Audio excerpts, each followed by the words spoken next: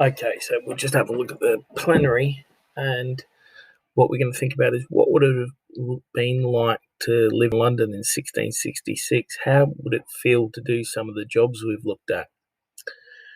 Well, I think if you're a chimney sweep back then, could have been very young person, like only a kid, and having to go up chimneys and clean them out. And I think quite a horrible sort of thing for those kids, having to clean out people's chimneys, and not very good for the health either, breathing in the soot and that sort of thing. So would have actually lived a lot shorter because of the work they were doing. Didn't get a lot of food. You weren't getting all the sorts of different foods that we get today. And I mean, people talk about in some instances, in some sort of ways today, we live better than kings would have lived back in that time with our modern sort of running water and those type of things. So a lot harder life, I think, in some ways back then.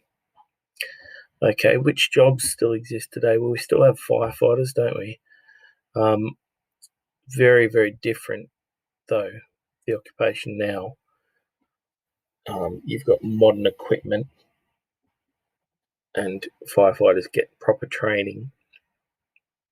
They've got all their modern hoses and things, and they really know what they're doing. They've got all their fire extinguishers and very well-trained professional people, the firefighters now, compared to back in 1666, where really it was just a lot of the time anyone that was at hand as well would help with fighting fires. Okay, and also we also have nurses and doctors and things like that. And then back in those times, they did have people that sort of looked after your health as well. But again, nothing like what we experience today with, the professionalism of people in those occupations. All right. So hopefully you'll get on well with those tasks.